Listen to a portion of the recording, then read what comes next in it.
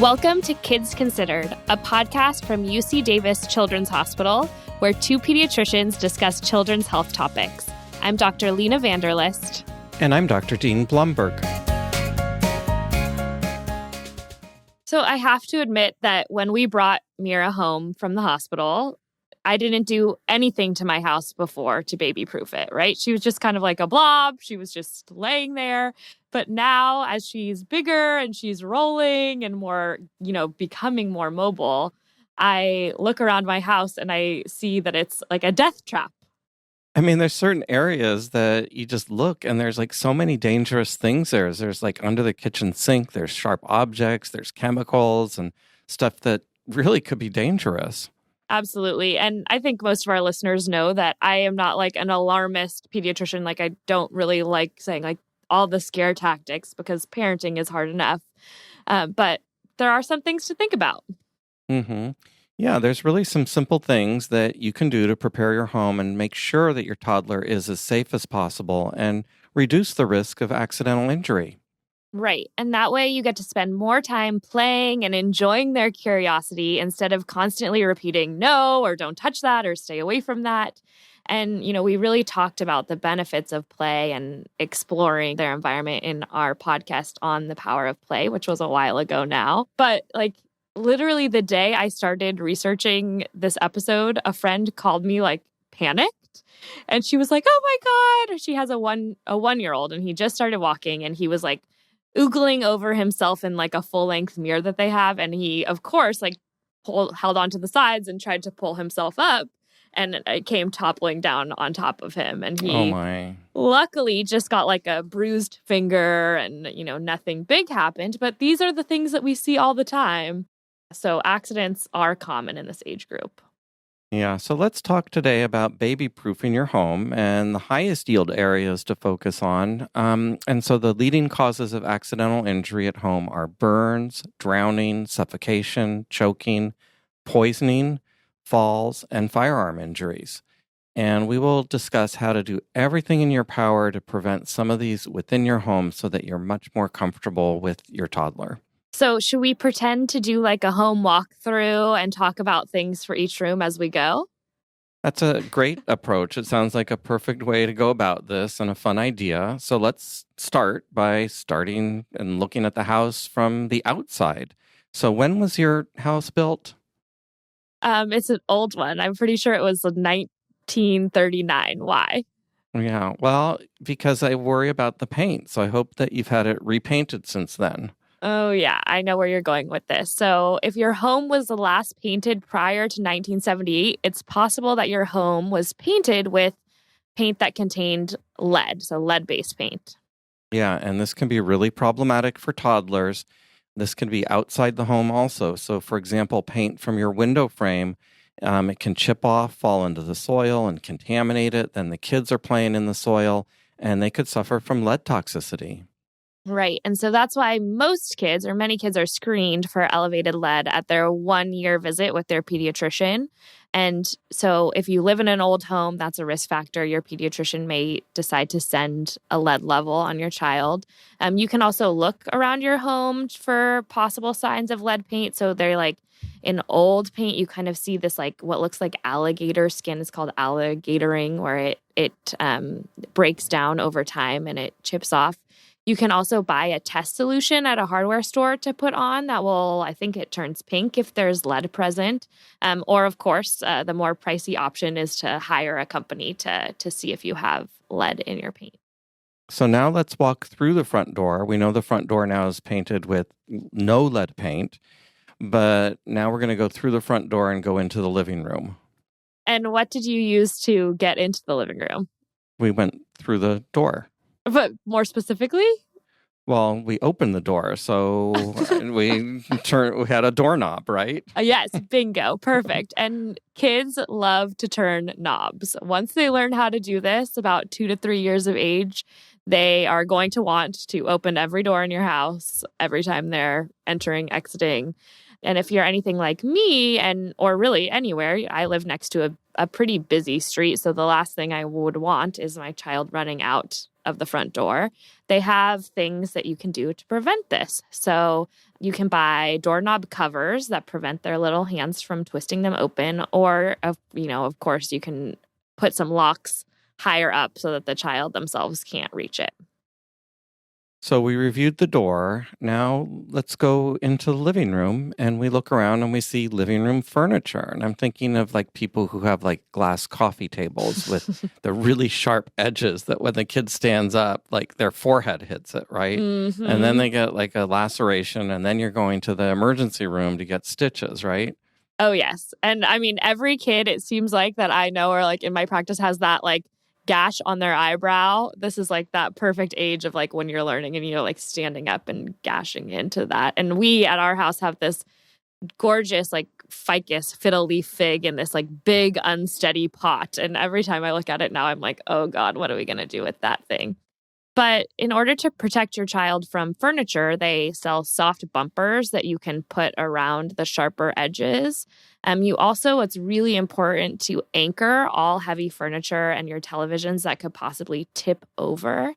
Some people may think like, how common is this really that furniture is going to tip over onto my child? But I can tell you in my personal practice, I've seen this many times where the kids are trying to climb and then like they may have some drawers out and things get kind of off balance and it topples over on them.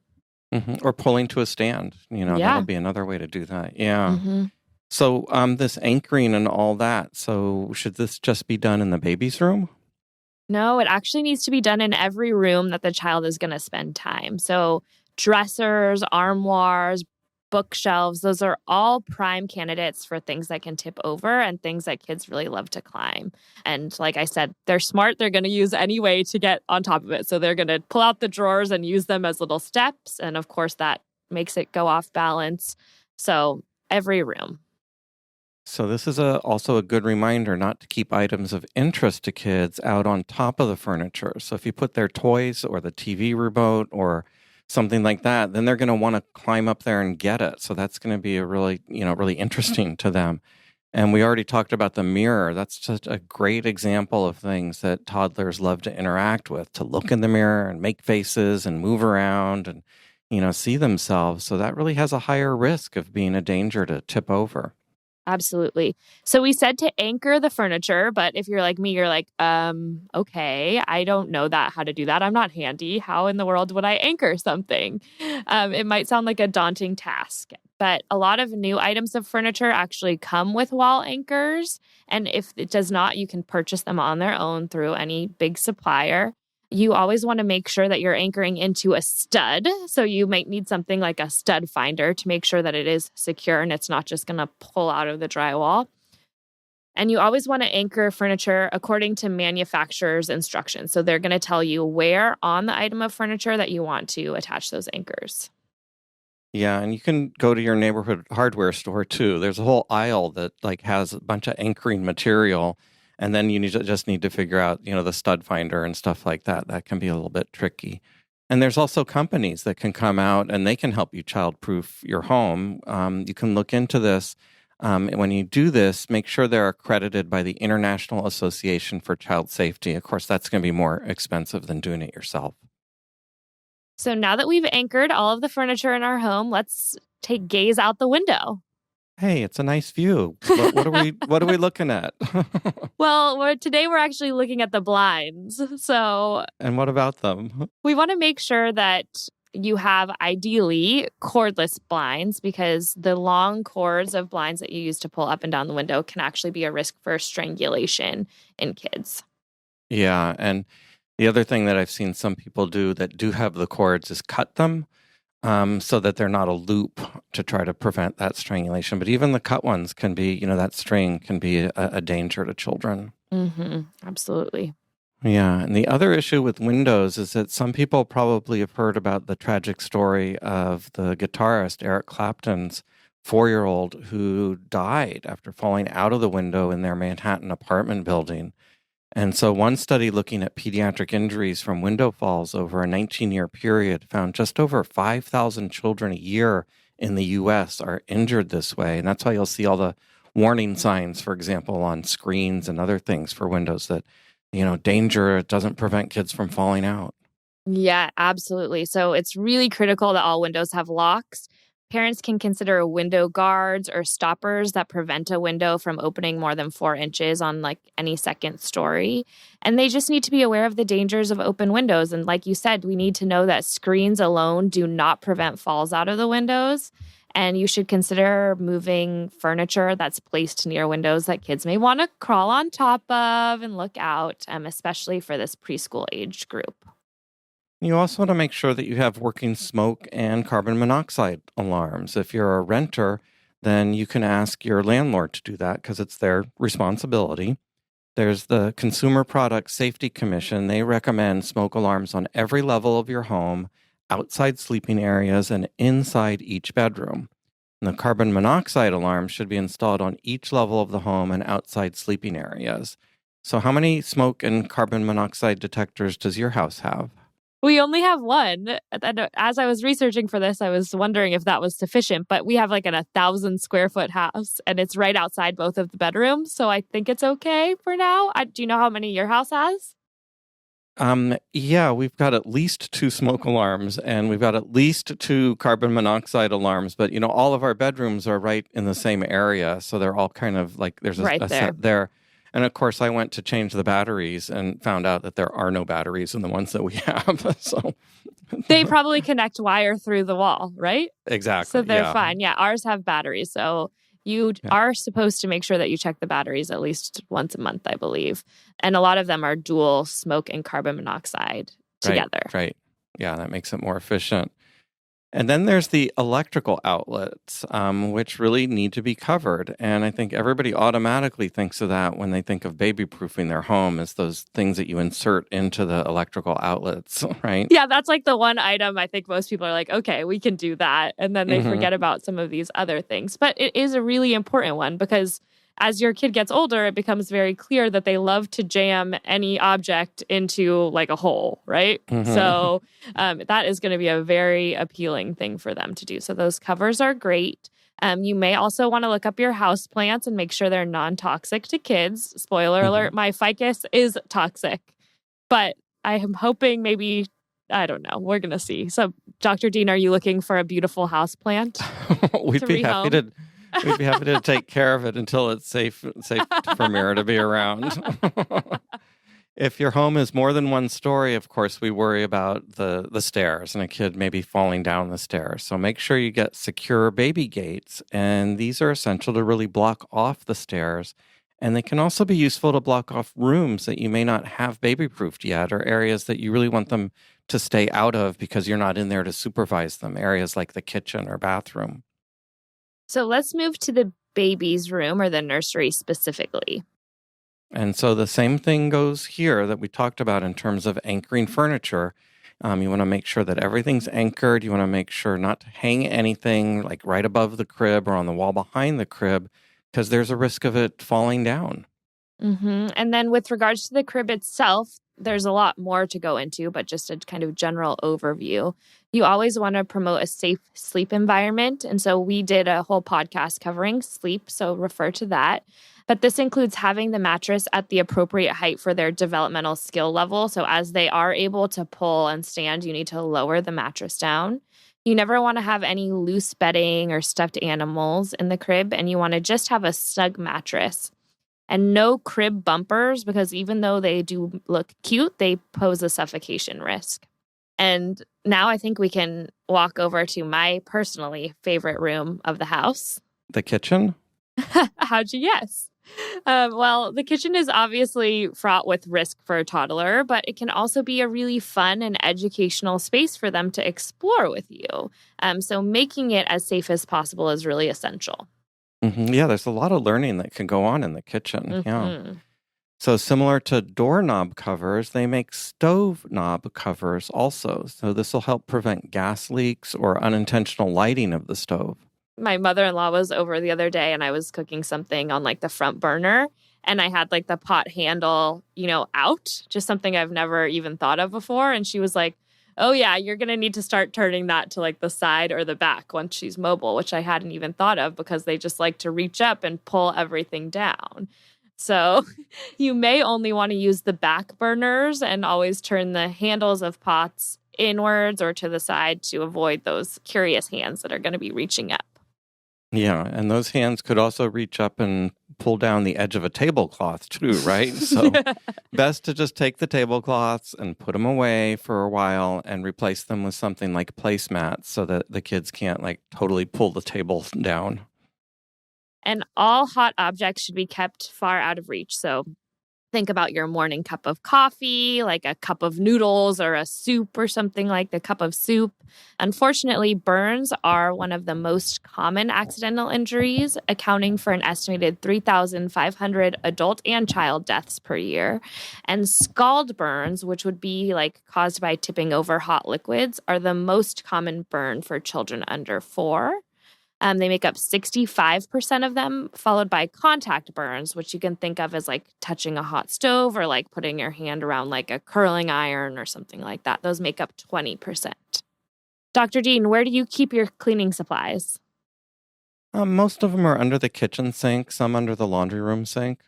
Yeah, ours are under the kitchen sink too. And I think you can guess that that's probably not the best area for them when you have a toddler. So it's a good idea to move these into a high and locked cabinet. I mean, think about how fun some cleaning products look. Like Windex is one example of that, like blue, right? It looks like delicious to drink. It's blue. It can be tempting for kids to unscrew the cap if they're able and drink it. So in 2019, Poison Control reported over 2 million calls. The vast majority of these calls are in young children. And the most commonly ingested products that were called about were things that classified as being in the cosmetics or cleaning supplies category as being unintentionally ingested. And while you're locking away the cleaning supplies way up high, also make sure to lock up all medications and remind other family members to do this as well when your child may spend time there. So, for example, let's say you're visiting the baby's grandparents. Be mindful that many grandparents are on blood pressure and diabetes pills, and these are not for kids. I had one adorable patient and mom who she brought her toddler into the office who had drank like the essential, you know how people have diffusers, the essential oils that go in the diffusers that smells really good. And that can actually be quite dangerous because it can have toxic effects of the lung, like to the lungs. And the mom was like, it was on the top cabinet in the bathroom. I have no idea how she climbed up there, but, you know, grandma was watching her and she came down. She came down and, you know, she smelled like essential oils and had it all over her face.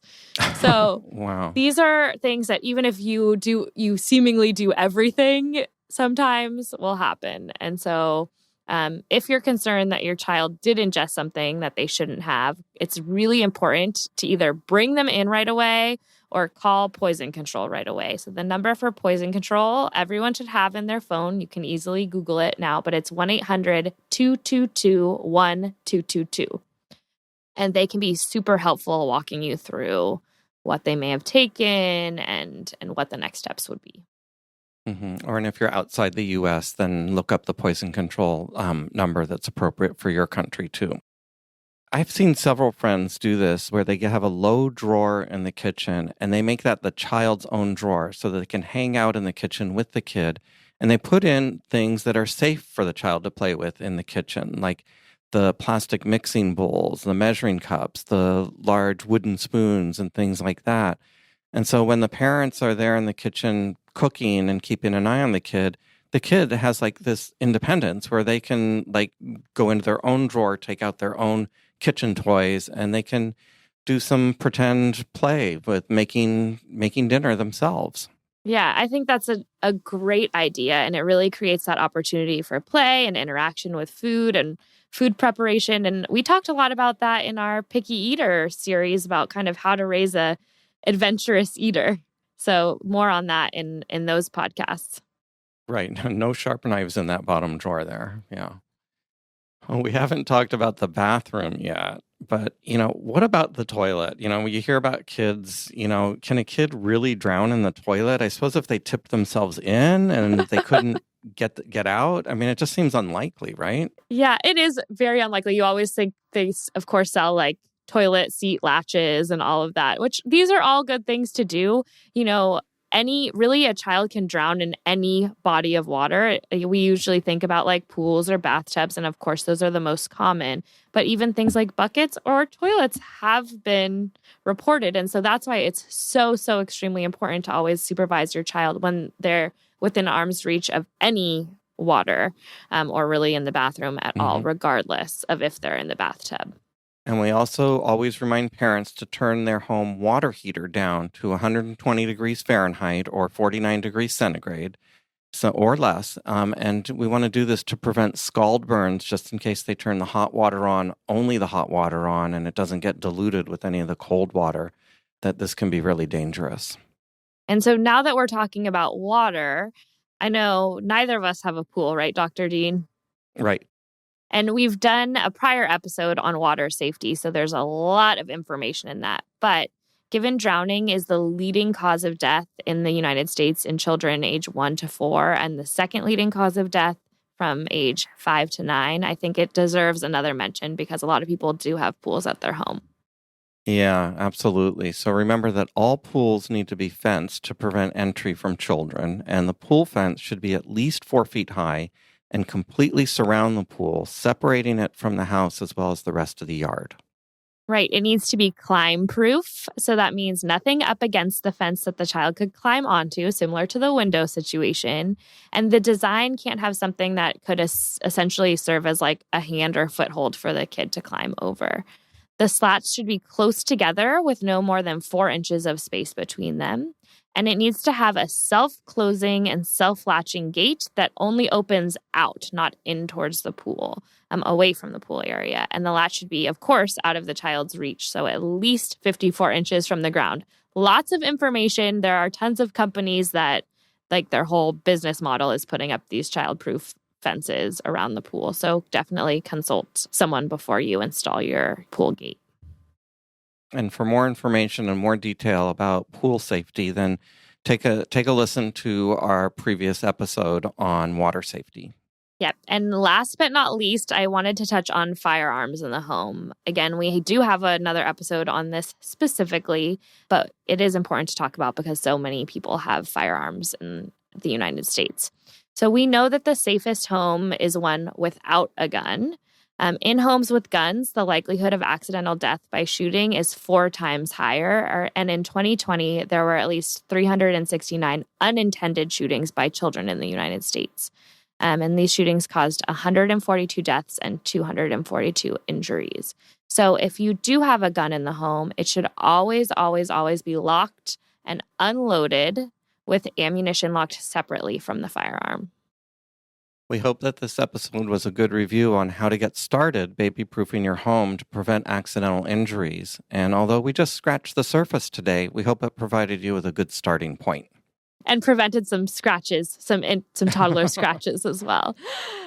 So we know that we all want to create the safest possible environment for our kids to explore. And so by investing a little bit of time up front before your kid gets mobile, you can spend a lot more time enjoying their developmental progress and less time saying no. So let's summarize today's topic on baby-proofing. Baby-proofing your home may be inconvenient, but it's really an important step in preventing accidental injury. This includes anchoring all heavy furniture, using knob covers, and baby gates.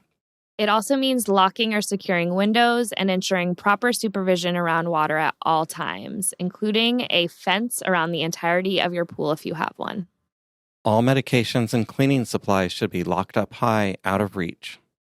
And definitely be careful in the kitchen, especially with hot items, because burns are one of the leading causes of accidental injury. And you want to make sure your water heater is turned down to 120 degrees or less. For more resources on baby-proofing your home, visit our website. We've got some other references there. And this kind of reminds me of a joke, but let's not include it if you think it's inappropriate, okay? Okay, let's hear it. Because I thought baby-proofing would be easy to find a good clean joke with, but it wasn't. Okay. So why do you need to childproof an upright piano?